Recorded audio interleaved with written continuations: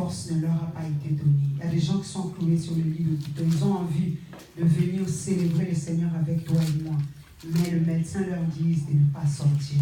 Alors nous qui sommes là, ne passons pas notre temps à penser aux grandes choses que nous n'avons pas, mais prenons le temps de déguster cette grâce qui est nôtre, qui est d'être en forme, d'être en bonne santé, et d'être aussi chrétien. Parce qu'il y a tellement d'oppression que les gens abandonnent. Beaucoup de chrétiens sont dans des maisons parce que le diable les oppresse. Alléluia. Mais le fait que tu te lèves le matin et que tu viennes dans la maison de Dieu, bien aimé, cela démontre déjà la grâce de Dieu, mais aussi du courage de ta part. Parce que tout le monde travaille dans la semaine et le dimanche, on est fatigué. On peut se dire que c'est normal que je me repose. On peut se dire que l'église est loin. Mais bien aimé, la Bible dit là où est ton trésor, c'est là où sera ton cœur. Parce que ton trésor est dans le Seigneur. Quand nous venons à l'église, on ne vient pas seulement pour prier, mais on vient célébrer Dieu. On vient servir Dieu. C'est pour ça que j'ai chanté. Il a fait de nous un royaume des sacrificateurs. C'est-à-dire qu'à l'église, tu es un sacrificateur. Tu viens offrir des sacrifices à l'Éternel, ton Dieu. Alléluia. Donc on va se lever pour vraiment écouter. Nous allons tous suivre parce qu'on n'a pas les mêmes versions. Et puis, Tracy, tu peux lire pour nous. Je lis la parole de Dieu. Amen. Amen. Voici les noms des vaillants hommes de David, Yosheb-Bashébet. Voici les noms des vaillants hommes de David, Yosheb-Bashébet, le Takémonite, qui appartenait à l'élite de la garde. C'est lui, Azimolethnite, qui s'attaqua à 800 hommes, qu'il transperça en une seule fois. Après lui, Éléazar, fils de Dodo, fils d'Aoui. C'était l'un des 3 vaillants hommes qui défièrent avec David les Philistins qui s'étaient rassemblés là pour le combat, tandis que les hommes d'Israël se retiraient sur les hauteurs. C'est lui qui battit les Philistins jusqu'à ce que sa main fatiguée reste collée à son épée. Le Seigneur réalisa une grande victoire ce jour-là. Les hommes ne revinrent derrière Éléazar que pour dépouiller les cadavres. Après lui, Shama, fils d'Agé, le Hararite. Les Philistins s'étaient rassemblés à Léhi. Il y avait là une parcelle de terre couverte de lentilles. Le peuple fuyait pour échapper aux Philistins. Shama se tint debout au milieu de la parcelle, la reprit et battit les Philistins. Le Seigneur réalisa une grande victoire. Au temps de la moisson, 3 des 30 chefs descendirent et vinrent auprès de David dans la grotte d'Adullam. Une troupe de Philistins avait dressé son camp dans la vallée des Réphaïtes. Et David dit alors, continue. David était alors dans les endroits escarpés. Il y avait alors un poste des Philistins à Bethléem. David exprima un désir en disant « Qui me fera boire de l'eau de la citerne qui est à la porte de Bethléem ?» Alors les 3 vaillants hommes forcèrent le camp des Philistins et puisèrent de l'eau de la citerne qui était à la porte de Bethléem. Ils l'apportèrent et la présentèrent à David. Mais il ne voulut pas la boire et il la répandit en libation pour le Seigneur. Il dit « Jamais, Seigneur, je ne ferai cela. N'est-ce pas le sang de ces hommes qui y sont allés au péril de leur vie ?» Et il ne voulut pas la boire. Voilà ce que firent les 3 vaillants hommes. Parole du Seigneur. Amen. Gloire à Dieu, viens vous asseoir. Seigneur, nous bénissons ton nom ce matin. Nous sommes vraiment dans la joie d'appartenir à ton royaume, mais d'être aussi tes serviteurs servantes. Seigneur, toute la semaine, nous avons vaqué à nos occupations, à ce qui était en nous. Et Seigneur, aujourd'hui, nous sommes venus dans ta maison pour te servir. C'est pour ça que nous voulons te donner le meilleur de nous, c'est le cœur, la disposition de notre cœur. Et nous prions pour que, Père, tu puisses nous parler ce matin. La Bible dit, l'homme regarde à ce qui frappe à l'œil, mais Dieu regarde au cœur. Seigneur, notre extérieur montre autre chose, mais toi, ce que tu veux, c'est notre intérieur. Et la parole de ce matin, je prie pour que, Seigneur, ça puisse transformer notre intérieur et qu'on ait le renouvellement, Seigneur, de l'intelligence, comme tu le dis dans Romains 12. Seigneur, bénis ces moments, bénis mes bien-aimés qui sont en ces lieux. Merci, Seigneur, parce qu'aujourd'hui encore, tu as manifesté ton amour dans leur vie. Seigneur, que tout ce qui n'est pas de toi, tout ce qui vient pour voler la parole, tout ce qui vient pour tordre l'essence de la parole, tout ce qui vient pour mettre des doutes dans notre cœur, tout ce qui vient pour nous empêcher, Seigneur, d'expérimenter, Seigneur, ce que tu veux pour nous ce matin. Je me lève contre cela, Seigneur, en qualité de ta servante. Je le chasse de ce lieu et c'est là au nom de Jésus. Jésus-Christ, j'appelle ton règne. Parce que la Bible déclare, là où, Seigneur, toi tu es, c'est l'absence absolue des œuvres du monde de ténèbres. Le ténèbre n'a pas de part, n'a pas de lot, n'a pas d'héritage en ces lieux. Au nom puissant et précieux de notre Seigneur et Sauveur Jésus-Christ. Tous ensemble, nous disons, Seigneur, parle ton peuple. Amen. Amen. Gloire à Dieu. Ce matin, comme nous avons commencé depuis le mercredi, on est en train de parler ce mois sur l'intercession. Amen. Ce matin, je vais nous parler sur l'intercession. Je ne donnerai pas peut-être les explications et tout ce qu'il faut parce que ce n'est pas une étude. Je veux m'arranger pour que ça reste une prédication. Amen. Amen. Gloire à Dieu. C'est qui est un intercesseur? Pourquoi doit-on intercéder? Et quelle est la parole de Dieu qui nous encourage à faire ces choses?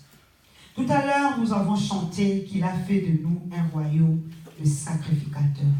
Un intercesseur, c'est quelqu'un qui se tient entre Dieu et les hommes. Alléluia. Amen. Un intercesseur, c'est quelqu'un qui porte les choses du peuple vers Dieu et qui exprime aussi au peuple le besoin du cœur des dieux. Amen. Amen. Parce que souvent, quand nous venons au Seigneur, nous venons pour exprimer nos besoins. Ce que nous oublions, c'est que Dieu aussi a des besoins. Alléluia. Amen. Le besoin de Dieu, vous savez, nous les humains, ce qui nous intéresse, c'est d'avoir une bonne vie, avoir un bon travail, un bon mari, de beaux enfants, une belle maison, vraiment un compte en banque bien organisé pour être vraiment à l'abri des dangers, être des gens en bonne santé. Et vraiment, quand un homme a tout ça et qu'il a la paix du cœur, pour l'homme, ça suffit. Alléluia. Mais ce n'est pas non plus un péché pour Dieu. Parce que Dieu dit dans sa parole, il dit, je veux que tu prospères à tous égards. Comme tu prospères, comme prospère l'état de ton âme. C'est-à-dire que Dieu est d'accord avec ces choses-là dont nous avons besoin. Alléluia. Mais ce que nous ne devons pas oublier, la Bible dit aussi que ce monde est sous la puissance du mal. C'est-à-dire que ce que Dieu veut pour nous, le diable veut le contraire pour nous. Alléluia. Et parce que le diable veut le contraire et que ce monde jouit sous sa puissance, c'est comme le pesanteur. Donc, comme ce monde jouit sous sa puissance, il veut tout le temps nous attirer vers le bas. Amen. Mais le besoin, ça c'est nos besoins et le combat que nous avons contre nos besoins. Maintenant, le besoin de Dieu. Bien aimé, Dieu n'a pas besoin qu'on lui donne l'or, qu'on lui donne l'argent. Il dit qu'il est l'Éternel qui se suffit à lui-même. Il dit dans le livre d'Agé, il dit l'or m'appartient, l'argent m'appartient. Alléluia. Amen. Je peux vous assurer, avec des années dans le ministère, j'ai vu comment Dieu prend soin de son œuvre. Alléluia. Amen. Si je me tiens debout et je vous dis, vous savez, je fais des efforts pour payer cette salle, je vous mens. Parce que quand Dieu donne la vision, Dieu touche les cœurs, il donne la provision. Alléluia. Mais quand on nous demande de participer à l'œuvre de Dieu, de donner pour le Seigneur, c'est pour satisfaire le besoin du cœur de Dieu. C'est quoi le besoin du cœur de Dieu? Parce que Dieu a dit, je n'habiterai plus dans des maisons faites par des mains d'hommes, mais je vais habiter dans vos cœurs. Alléluia. Donc Dieu vient habiter dans ton cœur. Quand Dieu vient habiter dans ton cœur, c'est-à-dire vous avez une relation de cœur à cœur. Quand tu as une relation de cœur à cœur avec quelqu'un, tu peux sentir le battement de son cœur et tu peux comprendre qu'est-ce que la personne a besoin. Dieu, quand il a créé le monde, il a créé le monde pour que nous puissions y vivre en paix et dans la joie. Alléluia. Amen. Mais avec la chute d'Adam et Ève, il s'est fait que le monde est passé sous l'emprise du diable. Maintenant, le programme de Dieu est que vraiment les hommes qui vivent ici sur la terre ne finissent pas leur vie en enfer, qu'ils aillent au ciel, parce que Dieu a créé l'enfer pour les démons, c'est pas pour les hommes. Maintenant, le diable veut emmener une bonne partie des hommes avec lui. Alléluia. Amen. Pourquoi? Pour humilier Dieu, pour montrer à Dieu que les hommes que tu as créés à ton image, regarde ce qu'ils sont capables de faire, regarde, ils ne te respectent pas, regarde, ils ne te donnent pas, parce que la Bible l'appelle l'accusateur de nos âmes. Donc lui, il est là pour nous accuser. Mais parce que Dieu, c'est lui qui nous a créés, il sait que nous ne sommes pas ce que lui dit. C'est pour ça que Dieu veut qu'on ait des assemblées, alléluia, pour qu'on se réunisse, pour qu'on élève son nom. Alléluia. Dieu veut qu'on aille dans des villes en ville, des lieux en lieux, pour proclamer la bonne nouvelle à ceux qui ne connaissent pas cette bonne nouvelle, pour que ces gens-là ne finissent pas en enfer. Dieu veut qu'on se lève et qu'on vienne en aide aux pauvres, aux orphelins, aux opprimés, pour qu'au moins ils aient, bien aimé, une épaule sur qui ils peuvent se reposer. Alléluia. C'est-à-dire que nous sur la terre, Dieu nous établit, en quelque sorte, c'est comme si on joue son rôle. Parce qu'il nous a créés à son image. Si aujourd'hui j'ai besoin d'eau, je peux demander à Dieu de me donner de l'eau. Mais je sais que si je dis à Israël, va là-bas, donne-moi de l'eau, il va me donner de l'eau. Donc, Dieu met dans le cœur d'Israël le besoin, le désir de me servir. Et quand il me sert, c'est comme s'il sert Dieu par moi. Alléluia. Alléluia. Donc, le besoin de Dieu, quand Dieu voit la majorité de personnes, parlons sérieusement de vous et moi. Aujourd'hui, regardez, nous sommes en France dans une église française. Alléluia. Mais regardez, on se retrouve, il y a combien de blancs? Ils sont 2. Alléluia. Alléluia. Alléluia. Mais les blancs des îles. Amen. Alléluia. Donc les autochtones, on ne les a pas. Alors que notre travail, notre but, quand Dieu nous a emmenés dans ce pays, c'est pour aller toucher les autochtones. Parce que Dieu a une mission vis-à-vis d'eux. Ils ont été élevés dans la religion. Pour eux, il faut aller au culte, à la messe catholique le dimanche, le baptême, le mariage, l'enterrement, c'est fini. Alors que nous sommes un royaume des sacrificateurs. On ne doit pas attendre la mort pour servir Dieu. Amen. Amen. C'est pour cela que vous voyez, il y a des églises partout, il y a des hommes partout, et ce n'est pas mauvais pour Dieu. Si il peut y avoir une église en face qui peut gagner 4 personnes que nous ici on ne peut pas gagner, le nom du Seigneur est glorifié. Alléluia. Parce que même avec toute l'onction du monde, tu ne gagneras pas tout le monde. Il y a d'autres personnes que Dieu va utiliser. Mais pour que ces personnes-là soient touchées, il faut que toi et moi nous puissions nous lever pour travailler. Travailler comment? Dans la prière. Travailler comment? Dans l'évangélisation. Travailler comment? En jeûnant, en priant. Parce que nous, hier, les gens ont prié en jeûnant pour qu'on devienne chrétiens aujourd'hui. Et il faut que nous aussi, nous nous levons avec cette passion, cette compassion-là. Et quand on a ces cœurs de compassion-là, on a le cœur de Dieu. Et c'est là on peut parler de l'intercesseur. Alléluia. Amen. Parce que lui-même, la Bible dit, Jésus-Christ est allé au ciel. Il est assis à la droite du Père. Il intercède pour nous. Si lui qui est Dieu, il intercède pour nous, combien de plus fortes raisons, nous qui sommes sur la terre, nous ne devons pas intercéder les uns pour les autres. Alléluia. Amen. Donc ça, c'est le battement du cœur de Dieu. Aujourd'hui, ce matin, je ne vais pas m'étaler sur vraiment expliquer l'intercession. Il y a tout un enseignement dedans. Que Dieu nous fasse grâce pour y travailler. Mais ce matin, je voulais quand même vous faire comprendre, parce que souvent on parle beaucoup de David. Quand David a eu le combat avec Goliath, les femmes ont chanté, Saül a bâti ses 1000, David a bâti ses 10 000. Alléluia. Et on voit David, quand il allait en guerre contre le Philistin, comment il revenait avec la victoire. On parle de David. Mais aujourd'hui, je vais vous faire comprendre où résidait la force de David. Vous pouvez me dire que sa force résidait dans le Seigneur, mais sa force aussi résidait autour des vaillants héros qui l'entouraient. Dit vaillants héros. Des vrais intercesseurs. Alléluia. Des gens qui avaient compris qu'ils n'avaient pas besoin d'être David pour plaire au Seigneur. Ils avaient seulement besoin de faire partir de l'équipe de David pour être des instruments vraiment redoutable entre les mains de Dieu. Alléluia. On parle de David, mais David n'allait pas au combat seul. On parle de David, mais David ne se battait pas seul. David avait une équipe. Mais pourquoi on parle de David? Parce que dans toute communauté, il faut qu'il y ait quelqu'un qui soit un leader. Alléluia. Quand il n'y a pas de leader, bien aimé, tout le monde devient chef et ça fait le désordre. Alléluia. Il y a des leaders nés. Et il y a des gens qui ne seront pas, en fait, je ne vais pas parler des leaders qui ne seront pas à la tête peut-être des organisations. Je veux dire, tu n'es pas appelé à être à la tête, par exemple, d'une église. Mais ce n'est pas pour autant que tu n'as pas la grâce de Dieu dans ta vie. Alléluia. Parce que ça, ce sont des choses que Dieu met. Quand Dieu crée une personne, il lui donne ça. Avant, quand je regardais les femmes des pasteurs, le pasteur, je disais, waouh, c'est beau. Parce que vous savez, quand on passe devant, Dieu nous embellit. Alléluia. Amen. On passe devant, on est belle, et puis tout le monde dit waouh. Moi, quand je regardais, j'étais admirative. Je dis waouh, je vais finir comme ça. À moi, je serai la femme du pasteur. Je regardais ce qui était à l'extérieur, mais derrière le rideau, personne ne le connaît. Amen. Amen. Vous voyez, le dimanche, on est venu là, nous tous, on est beau, on est souriant. Mais moi, dans la semaine, le propriétaire m'a écrit. Amen.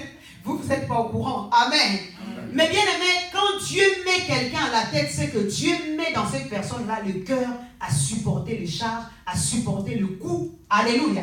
Mais cette personne-là ne peut pas réussir seule. Si elle n'est pas entourée des intercesseurs si elle n'est pas entourée des vaillants héros. Alléluia. La force de la France ne réside pas en Macron. Alléluia. Mais tout le monde donne du sien pour que la France aille de l'avant. Amen. Le matin, quand tu vas dans le métro, tu trouves tout le monde se réveille, tout le monde court partout.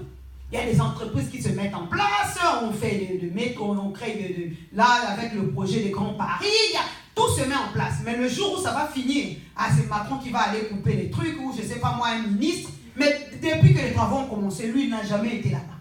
Amen. Mais quand ça finit, il faut qu'il y ait quelqu'un qui vient, qui représente. Mais ce n'est pas cette personne-là qui s'est levée le matin pour aller faire. C'est pareil que l'œuvre de Dieu. Amen.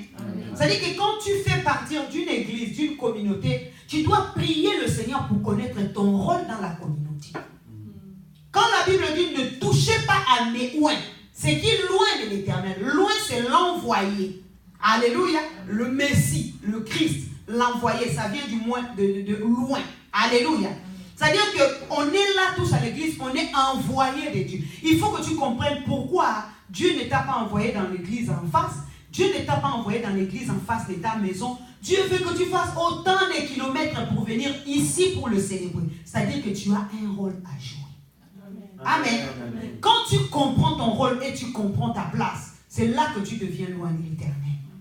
Parce que Dieu va commencer à te former, Dieu va commencer à t'équiper en rapport avec la mission pour laquelle Dieu t'a appelé. Alléluia. Mais souvent, on vient à l'église, on se contente de venir, j'ai prié, j'ai chanté, et puis on est heureux de dire aux gens, nous on prie. Alléluia.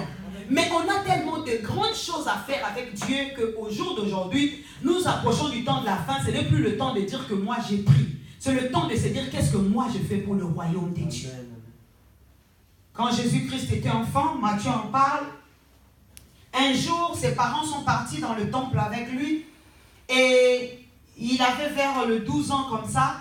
Et ses parents sont repartis. Ils pensaient que le papa pensait que l'enfant est avec la maman.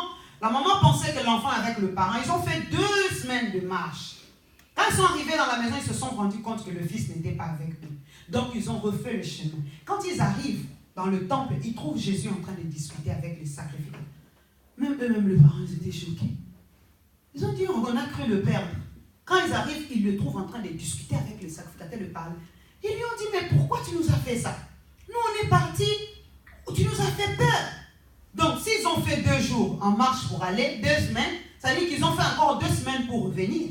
Alléluia. Donc, 1 mois, ils avaient la peur au ventre pour dire qu'ils ont perdu leur fils. Mais quand ils sont arrivés, ils ont vu Jésus, en qualité de parents, ils ont crié. Mais quelle est la réponse que Jésus a dit? Jésus a dit, ne m'occuperai-je pas des affaires du royaume de mon Père? Amen. Alléluia. Quand tu comprends que l'œuvre de Dieu, c'est les affaires du royaume de ton Père, bien aimé, on n'a pas besoin de te dire de venir à 10h parce que le culte commence à 10h. Tu te réveilles toi-même. Parce que c'est le royaume de ton Père. Alléluia.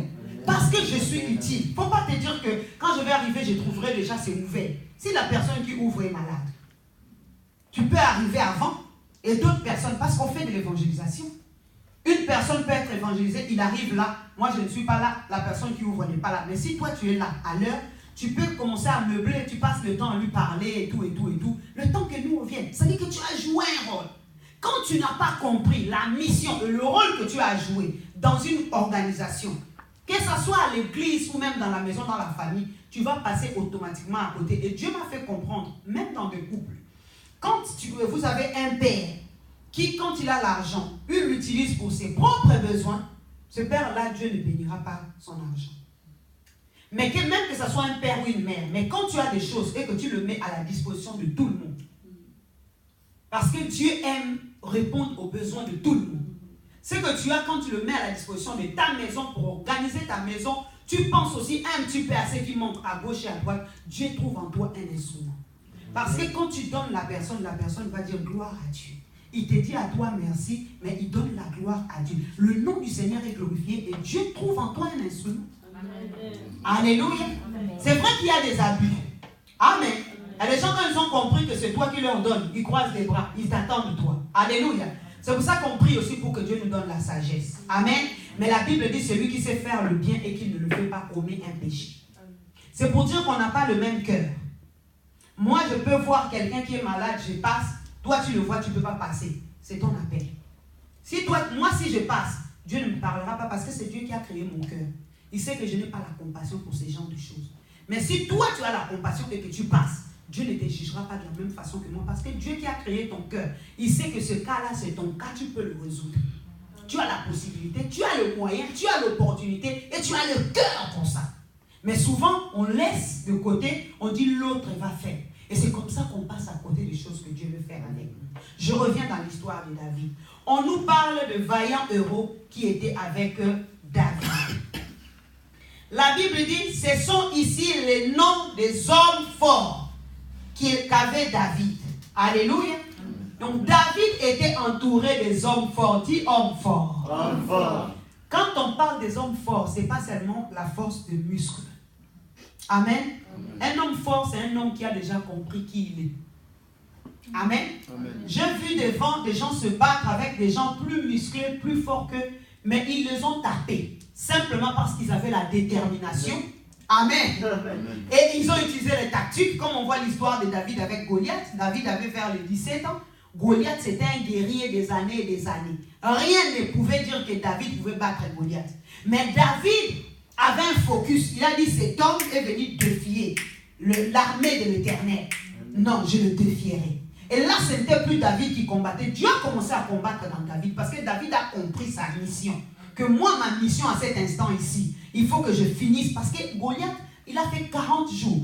Il se levait chaque matin, il marchait. Et puis il criait, vous, hommes israélites, s'il y a un homme parmi vous qui vient se battre avec moi, s'il arrive à me battre, on fera de vous, nous deviendrons vos esclaves. Mais si moi, je ferai de vous nos esclaves. Il y avait toute une armée d'Israël, mais tous ils reculaient, ils avaient peur. Goliath faisait de l'intimidation. C'est pour dire que, bien aimé, l'appel que tu as dans ta vie, tu auras toujours des intimidations du diable. Le diable t'intimide parce qu'il sait que tu es capable. Tu es capable. Si tu n'étais pas capable, il n'allait pas t'intimider. Mais il vient t'intimider parce qu'il sait que tu es capable et il veut te faire peur. Et souvent, nous reculons à cause de la peur. Alors que nous devons affronter parce que, comme la Bible dit, ce n'est pas par la force ni par la puissance, mais c'est par l'Esprit de Dieu. Alléluia. La détermination. Ces hommes étaient des hommes forts. Ils ont compris que nous, on marche avec David. David travaille pour le Seigneur. Nous, avec la force que Dieu nous a donnée, on va combattre, on va remporter des victoires pour que le nom de notre Dieu soit glorifié. C'est le même rôle que nous, en tant que membres de la communauté de l'Église, on doit avoir. Pour dire que moi, quel est mon rôle? Qu'est-ce que moi je dois apporter pour que la communauté avance? Alléluia. Alléluia. Amen. Souvent, on est trop dans le dire que non, il faut que je donne de l'argent. Ce n'est pas mauvais. On a besoin d'argent. Alléluia. Amen. Mais, je vais te faire comprendre quelque chose. Nous, quand on nous enseignait à l'école du ministère, on nous a fait comprendre une chose. Tu peux gagner une âme qui est vraiment pauvre. Mais cette âme vient à l'église. Lui, il part, il gagne un richard. Et votre histoire a changé. Alléluia. Amen. Mais toi qui as gagné l'âme, tu n'as pas d'argent. L'âme que tu as gagnée n'a pas d'argent. Mais Dieu peut passer par cette âme-là. C'est-à-dire que le rôle que nous avons, nous, c'est de comprendre à quoi je suis appelé. Si tu sens dans ton cœur que vraiment j'ai soif de bénir l'œuvre de Dieu, mais que je n'arrive pas, va vers le Seigneur, va prier. Peut-être que Dieu veut simplement passer par toi pour amener quelqu'un qui va bénir l'œuvre de Dieu. Mais toutes ces choses-là, tu vas les expérimenter dans l'intimité avec Dieu. Quand tu as compris la mission que tu as, c'est dans la prière que Dieu va mettre des pensées dans ton cœur. C'est dans la prière que Dieu... La Bible dit qu'il y a beaucoup de pensées dans le cœur de l'homme, mais c'est la volonté de Dieu qui s'accomplit. Alléluia. Amen. Ces hommes ont compris qu'ils étaient des hommes forts. La force des hommes réside dans beaucoup de choses. Tu peux être un homme fort de la prière et tu vas nous être utile pour l'Église. Alléluia. Alors que tout le monde est dehors pour évangéliser, mais toi tu es là dans la prière. Parce qu'il y a des victoires qui se gagnent que par la prière. Amen. Amen. Amen. Quand je suis allée au Canada en 2007, oui, en 2007 quand je suis allée au Canada, on est parti dans une conférence d'un grand homme de Dieu. Il s'appelle Israël Wood. Okay. C'est un Canadien. Et il nous a raconté une histoire. Il a dit... Ils avaient une église, un bâtisse, c'était un grand bâtiment, on peut aller dans le 300 mètres carrés, mais ils avaient une grange à côté qui faisait plus de 1000 mètres carrés. Et là-bas, ils entreposaient des vivres, parce que la mission qu'ils avaient réussi, c'est de venir en aide aux pauvres et tout ça. Et à chaque culte, ils avaient des paniers restaurants qu'ils donnaient aux gens qui n'avaient pas et tout ça. Et le Seigneur lui a donné la vision pour lui dire qu'il faut que tu achètes un endroit qui va faire dans le 5000 mètres carrés. Parce que je vais développer ce que tu fais. J'ai été approuvé, j'ai vu ce que tu fais. Tu as nourri les pauvres, tu as nourri les orphelins, tu as fait du bien aux gens. Et moi, maintenant, je vais agrandir ça parce que tout le monde n'a pas cette vision. Et il vient à l'église, il explique à l'église. Et à l'église, il y avait un comité des gens qui géraient les finances. Ils ont dit non, pasteur, même si l'argent tombait, même si Dieu ouvre le ciel, ces projets-là, nous, on n'arrivera pas à le réaliser. Il a dit, quand il a fini de parler avec eux, il est reparti, il était triste. Il a dit, ils ont raison. Parce que quand on regarde le papier, c'est ça. Nous, je ne suis pas capable. L'église n'est pas capable. On n'a pas le moyen qu'il faut. Alléluia. Mais après, il a prié. Quand il finit de prier, on l'invite dans une église de son père spirituel, David Wilkerson. Il part dans l'église de David Wilkerson, il prêche là-bas. Parce qu'ils avaient déjà budgétisé et tout, ils connaissaient le montant. Quand il finit de prêcher, David Wilkerson l'appelle au bureau, parce qu'il est parti, lui il était à Montréal, et il est parti à Toronto. Et quand il finit à Toronto, David Wilkerson lui tend une enveloppe, et dans cette enveloppe-là, il y avait le montant exact pour acheter la salle, ce que Dieu leur avait dit d'acheter. Amen. Amen. Quand il rentre dans sa chambre d'hôtel, il ouvre l'enveloppe, il appelle les diacres. Il dit, diacre, l'argent est tombé du ciel. Amen. Alléluia. Il dit, diacre, l'argent est tombé du ciel. Alléluia. C'est-à-dire que bien aimé, parce qu'il avait accepté le projet, parce qu'il avait dit oui au Seigneur, il n'avait pas regardé à ses imperfections, à ses manques. Bien aimé, même si vous suivez les histoires des Coluche et tout ça, les gens qui viennent en aide aux pauvres, ce n'est pas l'argent qui sort de leur poche. Tu peux commencer. Mais comme le peuple, c'est le peuple de Dieu, Dieu va t'ouvrir des portes, des personnes qui vont venir pour te soutenir. Amen. Parce que tu veux le faire. Amen. Personne ne peut se lever pour dire que j'ai bâti l'orphelinat, quand tu commences, c'est-à-dire que tu as dit oui. Le reste, sans te rendre compte, les gens vont venir te dire. Alléluia. Ça, ce sont des expériences que j'ai expérimentées des années. On faisait le programme des mamans.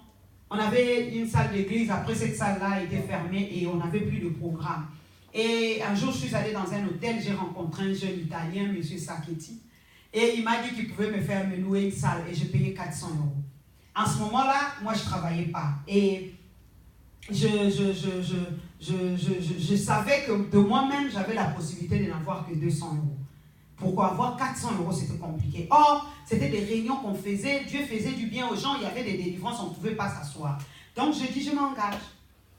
On a commencé à faire des réunions, on a fait la réunion, le premier mois, on a ramé, on a payé 400. Deuxième mois, troisième mois, une sœur est venue, elle a dit, maman, je vais payer la moitié.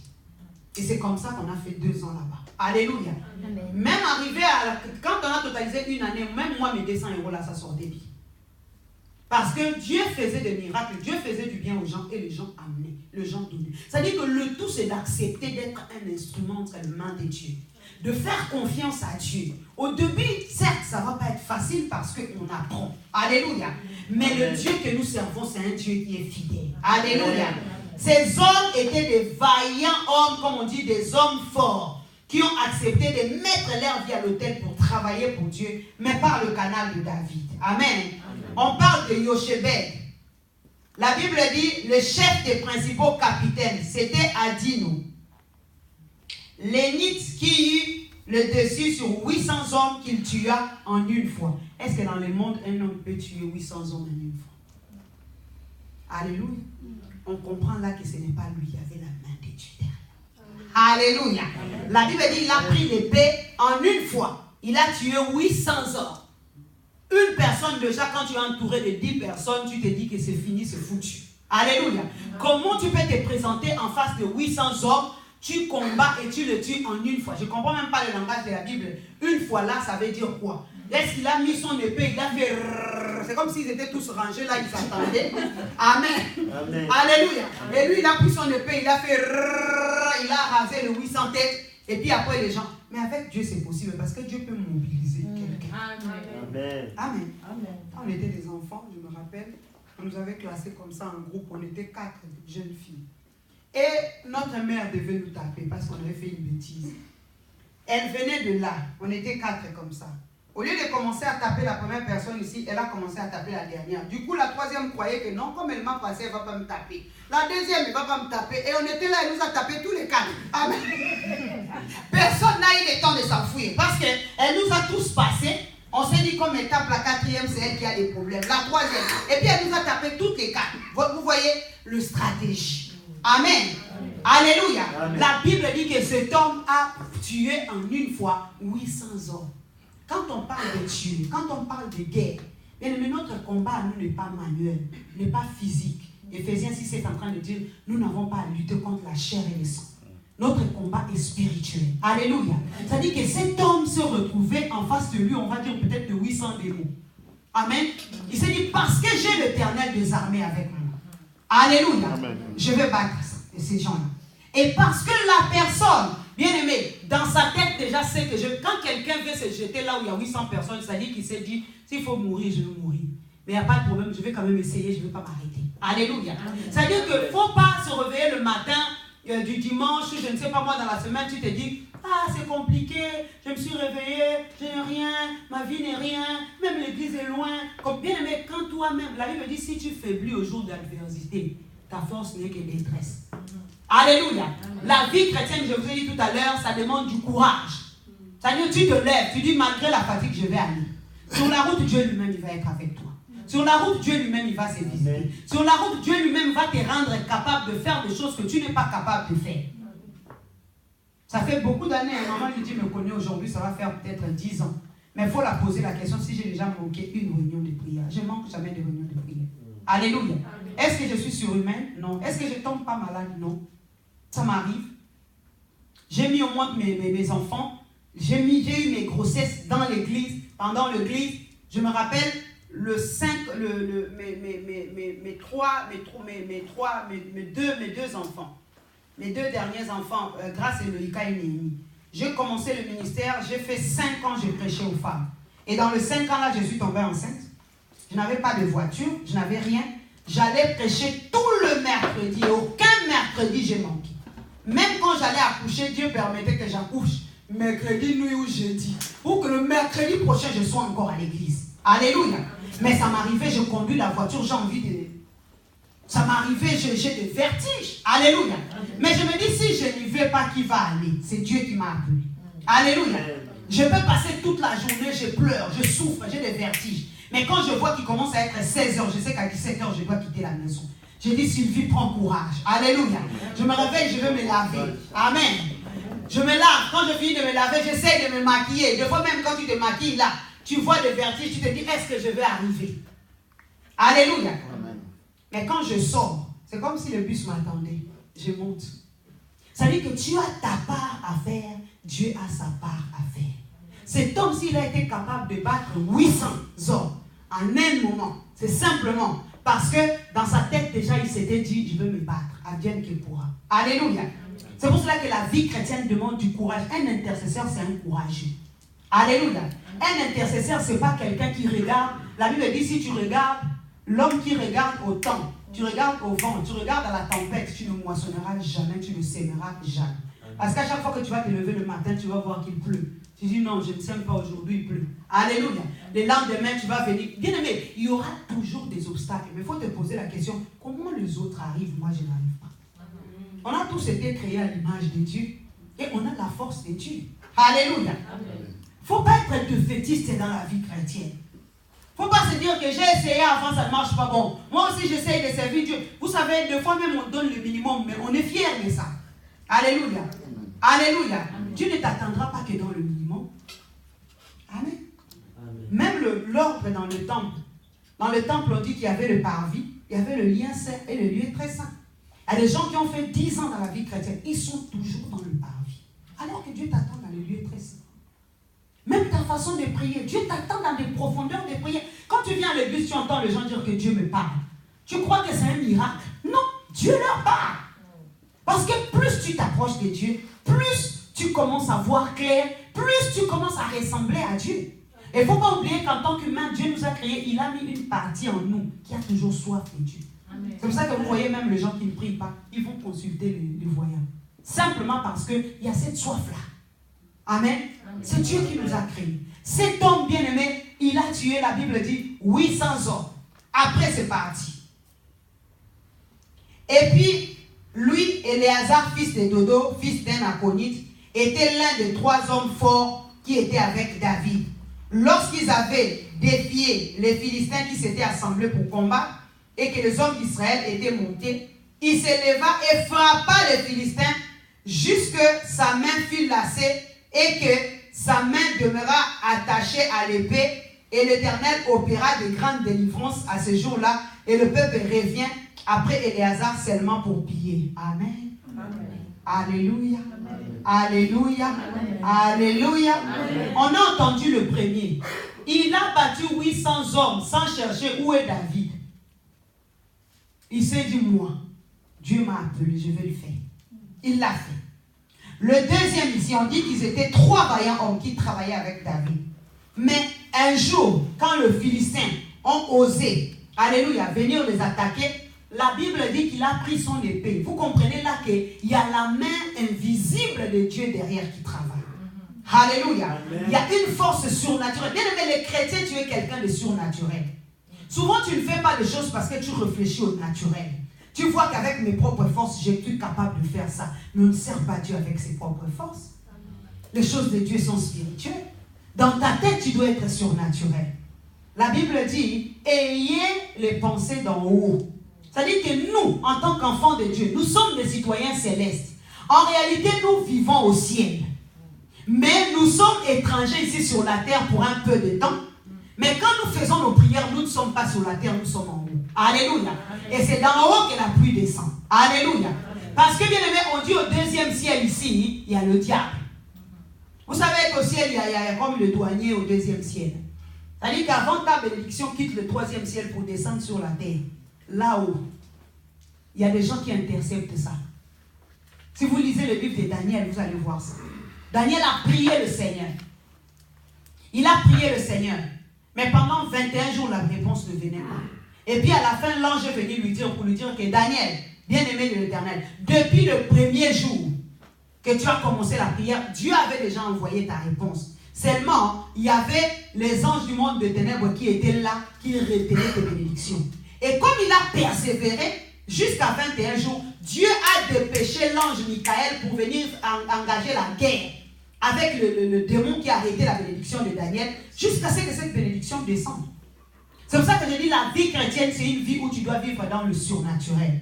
Quand tu es en train de prier, ne te dis pas, ah, j'ai prié, ça ne vient pas. Bien aimé, continue. Daniel a continué, Daniel a vu. Alléluia. Continue. Et puis ne te dis pas, ah, ça ne vient pas. Bien aimé, ce n'est pas à toi de dire ça ne vient pas. Ce n'est pas à toi de proclamer ton échec. Comme je dis toujours, que le pauvre dise je suis riche. Amen. Que le faible dise je suis fort. Amen. Parce que ce n'est pas par ta force que les choses arrivent, c'est Dieu dans le ciel qui te le donne. Amen. Alléluia. Amen. Cet homme, la Bible dit, il s'est levé, il a commencé à combattre comme c'est un humain. Il a combattu, la Bible dit, sa main était fatiguée. Mais l'épée est restée attachée à sa main. C'est-à-dire que même lui-même, il voulait faire tomber l'épée. Alléluia. Mais l'épée ne tombait pas jusqu'à ce que la guerre soit finie. C'est-à-dire qu'il lui suffisait seulement lui de s'engager, de lever la main. Après, le Seigneur a pris le contrôle. Amen. Les anges ont pris le contrôle. Ce n'était plus lui qui battait ces gens-là. C'était les anges du Seigneur qui avaient commencé à engager le combat. Alléluia. Le Seigneur a besoin de toi que tu te lèves. Le Seigneur a besoin de toi que tu t'engages. Si tu fais un pas, Dieu va t'accompagner. Alléluia. Si tu fais un pas, tu dis, moi avec le Seigneur, je vais faire ça. Au début, la Bible dit, 7 fois le juste tombe, 7 fois Dieu le relève. Amen. Dieu ne nous juge pas comme le monde. Le monde, quand tu échoues une fois, on dit que tu es nul. Mais Dieu, tu peux échouer, il te dit recommence. Échouer, il te dit recommence. Et à chaque fois que tu tombes, quand tu te relèves, il te dit là, c'est cette erreur que tu avais fait. Cette fois-ci, reprends. Tu ne fais pas cette erreur parce que tu sais. Et à la fin, tu acquiers de l'expérience. Alléluia. Et puis, tu peux aussi le partager aux autres. Mais souvent, nous voulons que quand on fait la prière faste, tout de suite que la réponse descende. Alléluia. Après, tu as ce que tu veux. Mais demain, tu auras encore un autre besoin. Alléluia. Amen. Mais tu ne connais pas le chemin, comment on fait. Parce que Dieu ne t'exaucera tout le temps, instantanément. Parce que Dieu veut te former. Comme j'ai dit tout à l'heure, Dieu veut aussi que toi, tu sois un canal de bénédiction pour les autres. Amen. Si je me tiens debout devant vous ici, c'est parce que j'ai eu à faire mes expériences. Alléluia. Et je me tiens debout, je vous partage mes expériences. Mais Dieu veut que vous aussi, vous puissiez faire vos expériences pour le partager à d'autres. Tu vas peut-être me dire que maintenant, nous, on n'est pas appelés à prêcher. Mais tu es appelé à partager l'expérience à tes enfants et à tes petits-enfants. Alléluia. Amen. Ils viendront te demander, papa, comment on fait ça? Maman, comment on fait ça? Comment on fait ça? Tu ne vas pas dire, ah non, moi j'ai seulement prié. Bien aimé, c'est trop facile. Hein? Alléluia. De dire, j'ai seulement prié et c'est arrivé. Non. Il y a une démarche. Parce que la personne à qui tu donnes le témoignage n'a pas le même niveau de foi que toi. La personne à qui tu donnes le témoignage ne sait pas prendre du temps dans la prière. Mais si tu as une démarche que tu as faite pour arriver à cette chose, quand tu parles à la personne reçoit. La personne va aller mettre ça en pratique. Tu communiques à la personne la foi. Parce que des fois, des réponses qu'on donne aux gens, les gens trouvent que l'école n'a pas encore commencé, mais il a déjà échoué. Amen. Ouais. Alléluia. C'est-à-dire que dès le premier jour à la rentrée, il s'est dit, moi, je vais redoubler. Amen. Parce qu'il ne veut pas par où commencer, par où terminer, parce que c'est tellement lourd dans sa tête. Alléluia. Mais si tu prends le temps d'expliquer quelqu'un, la personne comprend que c'est une marche. La personne comprend qu'on fait un pas après un autre. Un pas après un autre. Amen. Alléluia. C'est pour ça qu'il est très important, bien aimé, que tu comprennes pourquoi Dieu t'a appelé. Pourquoi vous êtes dans la famille 10-15, c'est toi que Dieu a mis à part. Pourquoi vous êtes peut-être dans la maison 5, 10, 15, mais il n'y a que toi qui te soucies de cette histoire-là. Alléluia. Amen. Quand tu as compris ça, maintenant tu rentres dans la communion avec Dieu pour poser des questions à Dieu pour que Dieu t'apprenne comment faire. Les disciples de Jésus ont dit, Maître, apprends-nous à prier. Alléluia. Mais nous tous, on est là quand on dit, tu sais prier, oui. Tu sais prier comment? Alléluia. Amen. Et puis des fois, même on dit, moi j'ai prié, hein? Alléluia. Tu pries, où sont tes œuvres? Alléluia. Parce qu'ici, on nous montre les vaillants hommes de David. Ça, on est en train de donner leur palmarès. Alléluia. Un a chassé 800 piou d'un coup. Alléluia. L'issue se lève, il dit que moi je prie. Les gens vont croire. Parce que sans la prière, comment tu peux tuer 800? Alléluia. Alléluia. C'est-à-dire que c'est par tes expériences, c'est par tes exploits qu'on peut comprendre, bien aimé, parce que le Dieu que tu cherches dans l'intimité, dans le secret, se manifeste en public. C'est des gens qui, dans le secret, ont dit à Dieu, on veut marcher avec toi. On dit à Dieu, on veut avancer avec toi. On croit que quelque chose peut se faire. Parce qu'ils se sont dit, non, on ne peut pas laisser Israël être entre les mains de Philistins. Ils se sont dit, non, le Philistin a trop joué avec Israël, nous on se lève. Alléluia. Nous, on se lève, on va combattre ces Philistins. La Bible dit, David, dans toutes ces guerres qu'il a faites, aucune guerre David n'a échoué. Et quand son fils Salomon est venu s'asseoir sur le trône, il n'y a jamais eu de guerre. Parce que le Père a fait le travail d'éradiquer les ennemis. Ne laissons pas les héritages de guerre à nos enfants. Alléluia. Amen. Ne laissons pas d'héritage de guerre à nos enfants. Les enfants, ils viennent dans leur vie, ils s'en sortent plus. Ils sont dépassés. Nos enfants d'ici, tu vas leur expliquer que nous, il y a le vaudou. Tu dis, vaudou, c'est culturel. Alléluia. Vous voyez quand on leur parle de sorciers, Harry Potter, pour eux, c'est de la blague. Amen. Bon, maintenant, dis à cet enfant-là, commence à prier pour chercher le sorcier. Il va dire, non, maman, ça va aller, c'est pas grave. Amen. Alléluia. Amen. Alors que toi, tu connais le méfait du vaudou. Alors que toi, tu connais le méfait de la sorcellerie. Tu es en train de marcher, Dieu, tu ne veux pas le prier. Tu crois, et puis il y a des gens comme ça courageux. Hein. Dieu va faire, maman, Dieu va faire. Dieu va faire quoi? Il va faire quoi? Amen. J'ai vu des femmes comme ça, elles accouchent pas. Elle dit, Sarah, Dieu a exaucé Sarah. J'ai dit, tu t'appelles Sarah? Amen. Tu ne t'appelles pas Sarah? Sarah a eu son expérience avec Dieu. Alléluia. Alléluia. Et Dieu a exaucé ça. Toi, tu ne pries pas. Tu ne gênes pas. Tu ne fais pas d'offrande, tu n'as pas d'intimité avec Dieu, tu ne mets pas ta vie à l'autel en sacrifice pour le Seigneur et tu veux que Dieu t'exauce. Amen. Amen. Amen. Je continue. Après lui, Shaman, fils d'Agé, la Harite, les Philistins s'étaient assemblés en troupe et il y avait là une portion de champs pleins de lentilles et le peuple avait fui devant le Philistin. Il se plaça au milieu du champ et le sauva et frappa les Philistins. Et l'Éternel opéra une grande délivrance. Ce que j'aime dans cette histoire, c'est que les hommes s'engagent. Après les grandes délivrances, c'est l'Éternel qui opère. Amen. Amen. Les hommes s'engagent. Dis engagement. Engagement. Dévouement. Oh, alléluia. Amen. Les gens se sont dévoués. La Bible dit, les Philistins sont venus attraper le peuple, pour venir faire la guerre au peuple. Le peuple sont partis se cacher là où il y avait les champs de lentilles. Alléluia. Ça, c'était la double peine. Amen. Ça dit que le Philistin allait les battre, les tuer, et peut-être, vous savez, quand on tue les hommes dans un champ, ces champs-là, on ne peut plus l'utiliser. Comment vous allez manger les lentilles parce qu'il y a eu des morts là-bas? Ça va s'infecter. C'est-à-dire que même s'il y avait une petite portion de peuple qui était restée, ils allaient mourir de faim. Amen. Alléluia. Alléluia. Ils sont partis se cacher dans le champ. Et dans le champ, s'ils mouraient là-bas, le champ s'infecte. Ceux qui restent, ils allaient mourir de faim. C'est pour ça que j'ai parlé des doubles peines. Mais cet homme s'est dit non. Je ne peux pas laisser le Philistin venir nous tuer, nous exterminer. Et gâter nos champs. Bien aimé, c'est quoi le champ? C'est le labeur. Vous voyez les agriculteurs. Quand nous on dort là, on fait grâce matinale. Et ils se lèvent à 4 h du matin. Amen. Amen. Ils déblayent le chemin. Ils font le sol. Ils font des choses. Ceux qui sont... Bien aimé, alors le travail, par exemple, de 3 mois, il a suffi d'une guerre, d'un jour, pour que le travail de 3 mois soit rendu inefficace. Est-ce que c'est normal? Mais c'est comme ça que le diable travaille dans notre vie. Tu as fait un projet, tu as lutté, tu t'es organisé, tu as dépensé de l'argent et tu vois la bénédiction arriver. Mais dès que la bénédiction arrive, c'est comme s'il y a un mur qui se croule au-devant de toi. Tu te dis, ah, j'ai failli y arriver. Hein. Mais comment ça se fait? Il y a des gens qui ont préparé les choses. Je connaissais une fille, c'était une chrétienne. Elle était partie, elle assistait dans le réunion le conseil municipal. Et à chaque fois qu'elle allait, elle assistait, elle donnait des idées. Et elle s'est rendue compte des idées qu'elle donne. La mairie le met en pratique, mais ils mettent une autre personne à la tête de ses idées. Alléluia. Alléluia. On aime tes idées, mais pas toi. Amen. Et un jour, elle m'a dit, non, maman, c'est pas possible. Je dis, qu'est-ce qu'il y a? Elle a dit, oh, j'ai donné une idée sur un projet pour les jeunes. Je l'avais écrit, c'était propre, c'était bien.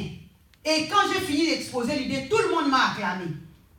Mais 6 mois après, maman, ce projet-là est mis en place. Il y a un jeune garçon qui était assis à côté de moi et c'est lui le chef du projet, alors que c'est moi qui avais élaboré le projet.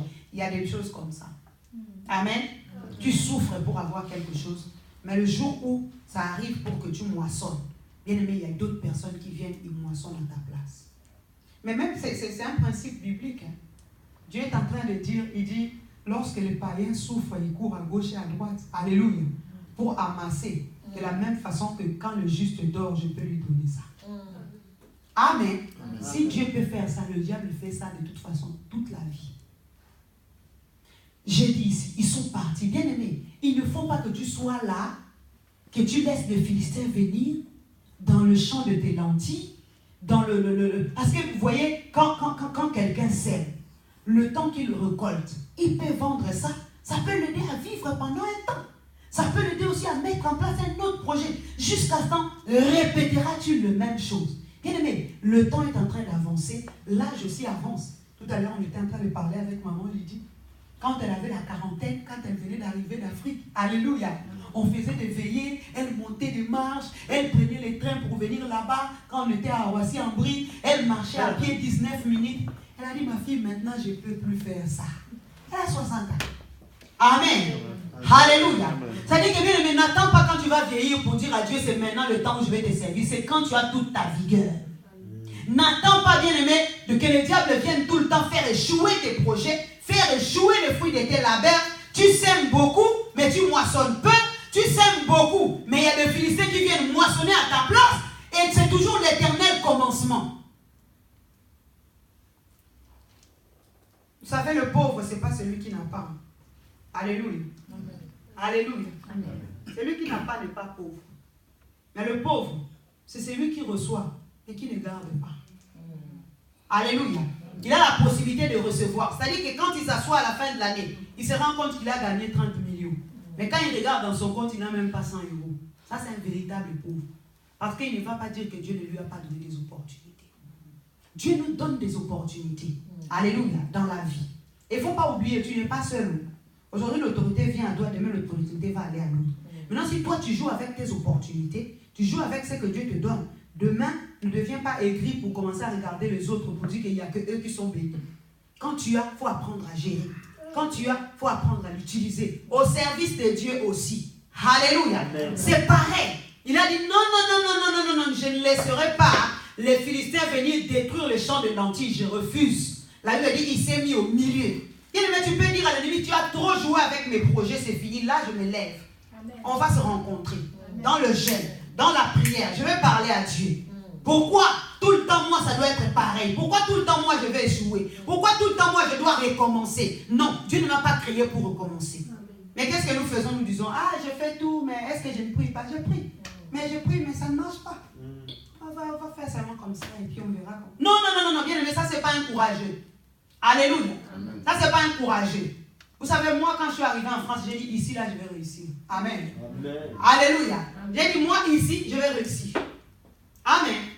Toutes les réussites que Dieu m'a données dans ces pays, c'est du surnaturel.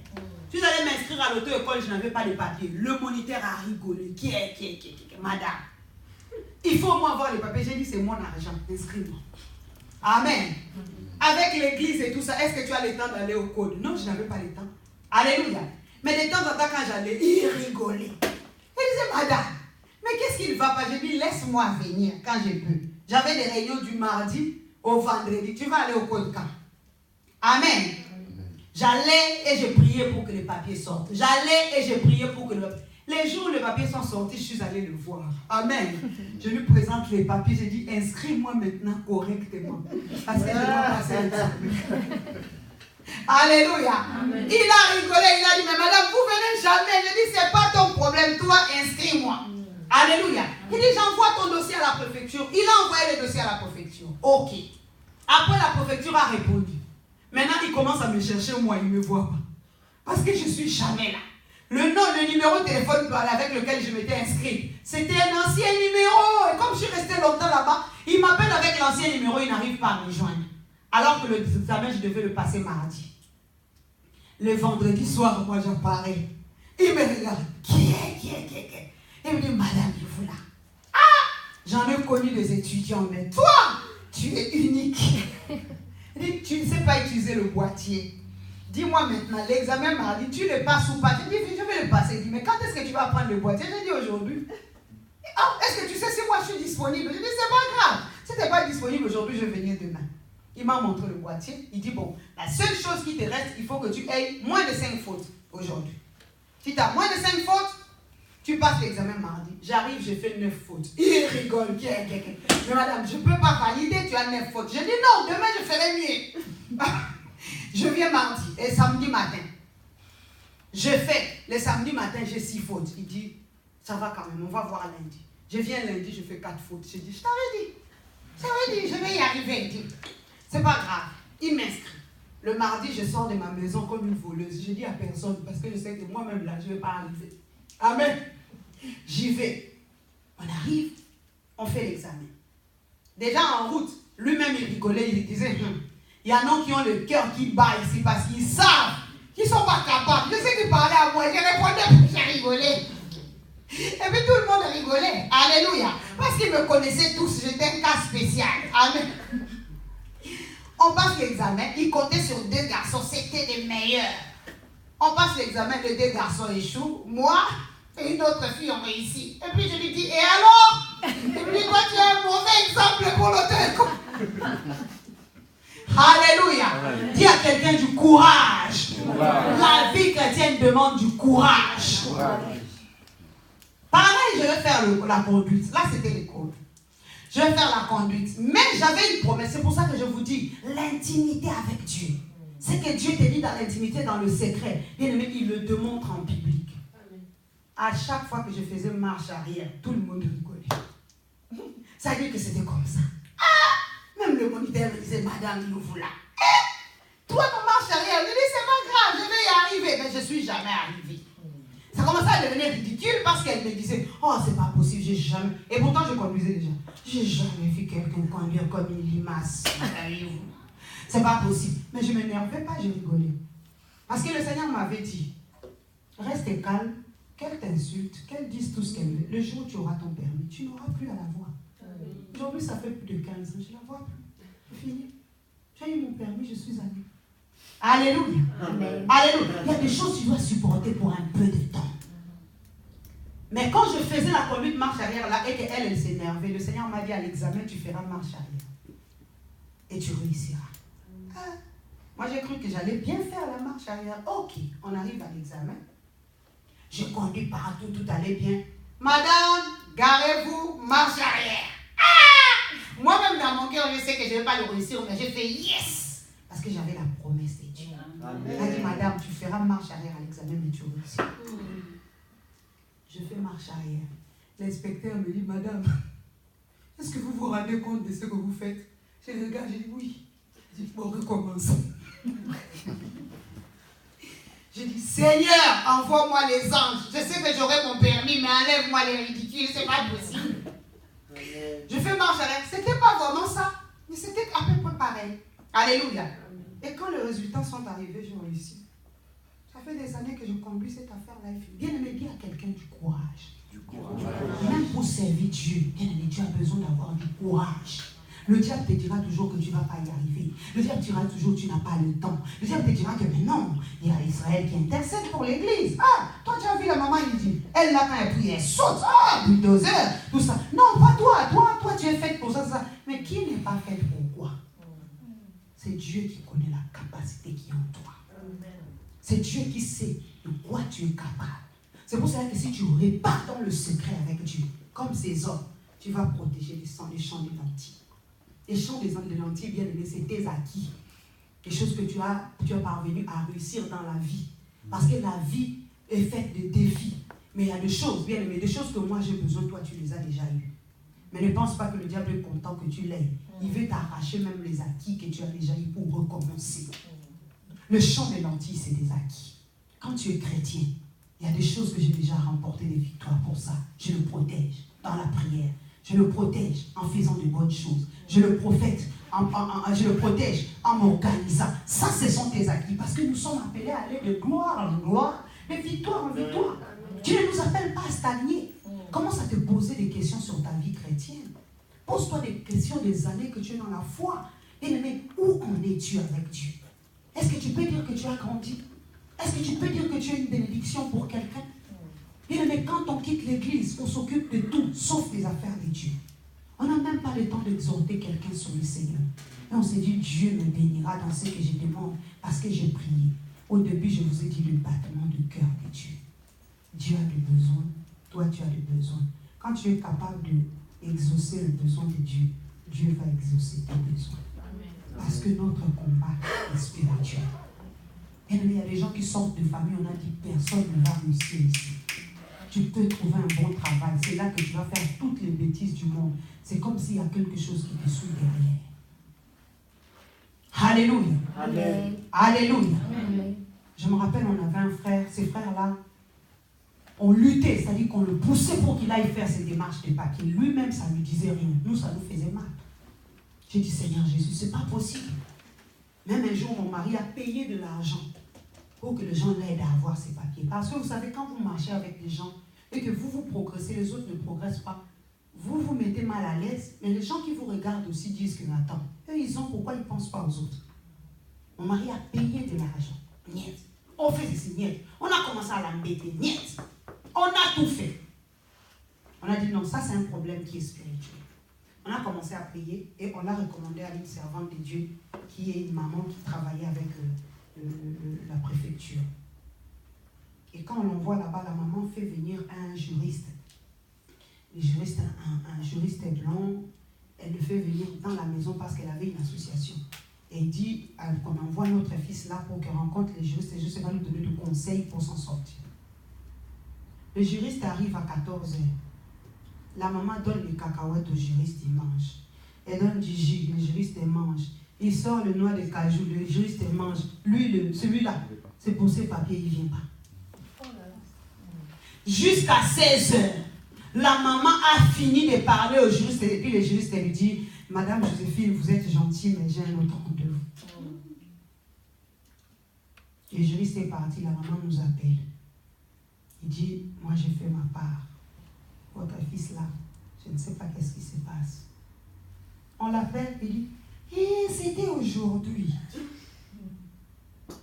J'ai complètement zappé. J'ai dit, s'il était en face de moi, j'allais lui gifler. Seigneur, merci, il est loin. Amen. Amen.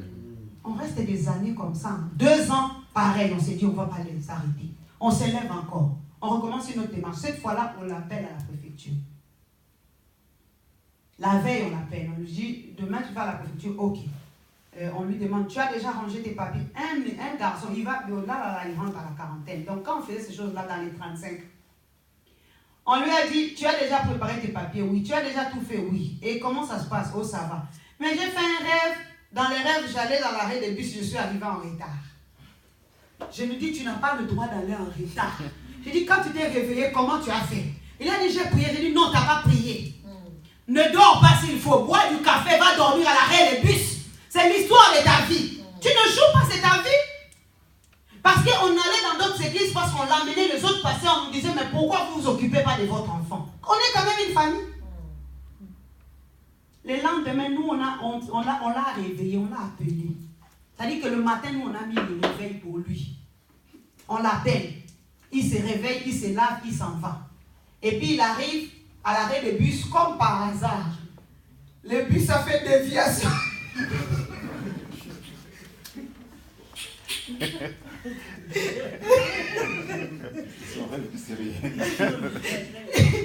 y a eu la déviation. Heureusement qu'on l'a réveillé avant.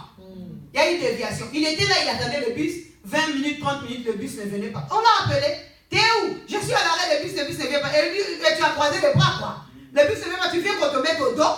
Renseigne-toi pourquoi le bus ne passe pas. Et puis il part, il regarde, il dit, ah, il y a déviation. J'ai dit, Seigneur Jésus. Alléluia.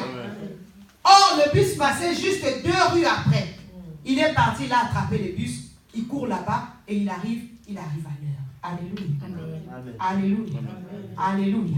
Bien aimé, dans la vie, les gens on fait trop se dire, ah, on me combat, c'est les démons. Non, non, non. Bien aimé, le diable n'est pas résistant. La Bible dit résister les fouillera loin de Amen. Vous voyez même les hommes là qui ne connaissent pas le Seigneur dehors qui réussissent, ils ont du courage. Parce que la Bible dit Dieu peut faire pleuvoir pour le bon et pour le méchant. La Bible dit entre le riche et le pauvre, c'est Dieu qui les a créés. Mais la différence entre les deux, c'est que le riche, lui ne dort pas, il réfléchit, il commence à enrichir. Le pauvre est en train d'envier les riches et puis il dit il est mauvais, il a des démons. Quels démons? Tout commence là. La détermination. Bien aimé, si le païen arrive à s'en sortir, combien de plus fortes raisons toi et moi? Amen. Alléluia. Nous avons Dieu, c'est un surplus. Alléluia. Nous pouvons nous tenir dans la prière, prier, dégager l'atmosphère spirituelle, et puis dans la journée, on sort la force physique, on s'en va, et on remporte des victoires. Mais qu'est-ce que nous faisons de notre vie chrétienne? Qu'est-ce que nous faisons des prières? Alléluia. Il suffit que l'obstacle monte. C'est comme si on est arrivé. Il y a des gens qui me disent, maman, j'ai touché le fond. J'ai dit, tu ne connais pas le fond. Le fond là, personne n'a touché le fond. Si tu touches le fond là, c'est fini. Il y a toujours un petit peu qui reste.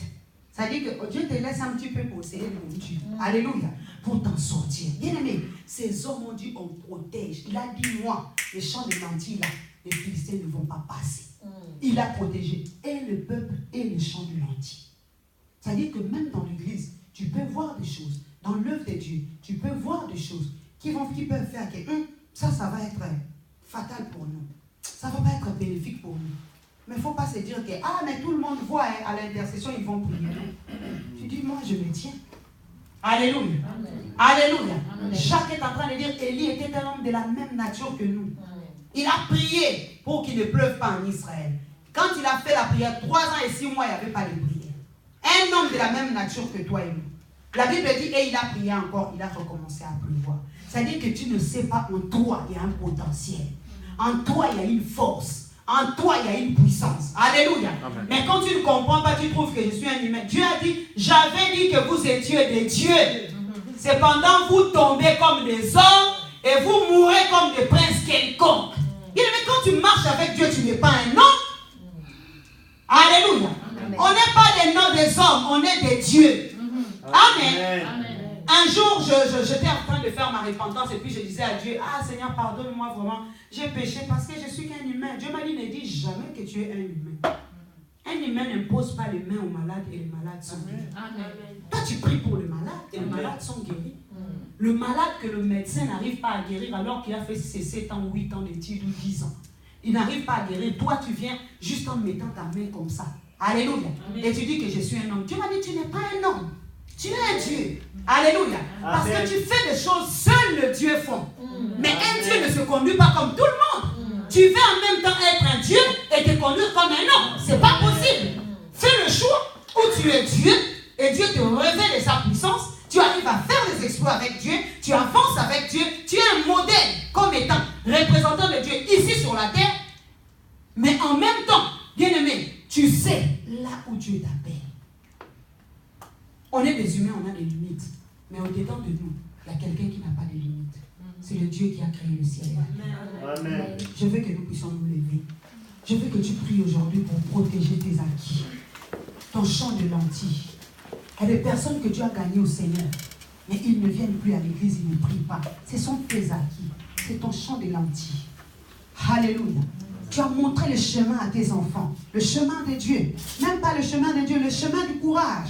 Le chemin de la responsabilité. Le chemin, tu leur as inculqué une bonne éducation. Mais quand tu le regardes aujourd'hui, tu ne comprends pas ce qui se passe. Tu es en train de perdre tes acquis. Il faut que tu sois capable de te mettre pour dire aux Philistins, vous ne traverserez pas. Je ne vous laisserai pas aller toucher à mes acquis.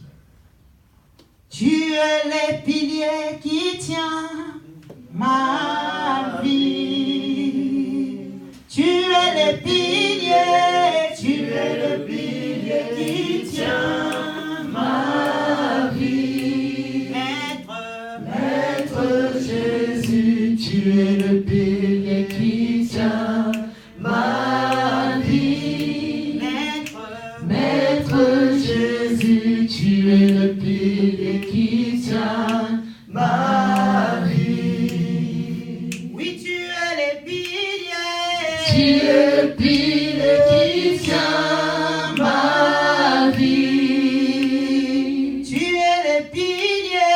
Tu es le pilier qui tient ma vie. Oh oui, Maître Jésus, tu es le pilier qui tient ma vie. Maître Jésus, tu es le pilier qui tient ma vie. Tu es le pilier. Tu es le pilier qui tient ma vie. Oui, tu es le pilier.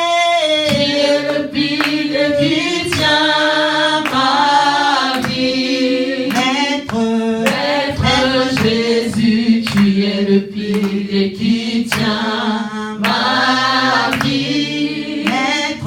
Maître Jésus, tu es le pilier qui tient ma vie. Bien-aimé, je veux simplement que tu pries le Seigneur, que tu dises à Dieu, je veux redevenir cet intercesseur-là, cet intermédiaire entre Dieu et les hommes. On nous a cité le nom de personnes, on voit qu'ils n'ont pas combattu pour eux-mêmes, mais ils ont combattu à cause du royaume et ils ont combattu aussi pour protéger les autres. Prie le Seigneur pour que tu sois cet intermédiaire-là. Si tu avais laissé cette attitude, si tu avais arrêté de prier, ou tu n'as pas encore commencé à prier pour les autres, pour la nation, pour l'église, pour le peuple, tu n'expérimentais pas le battement de cœur de Dieu. Dis au Seigneur, mais voici, je veux être cet intercesseur. Je veux être cet intercesseur pour travailler pour l'avancement de ton œuvre, pour prier pour ma maison. Bien aimé, on peut être un intercesseur pour son pays, un intercesseur pour ses enfants, un intercesseur pour l'église, un intercesseur pour le pauvre. On peut être la voix des pauvres. Prie le Seigneur pour que tu sois cet intercesseur-là. Seigneur.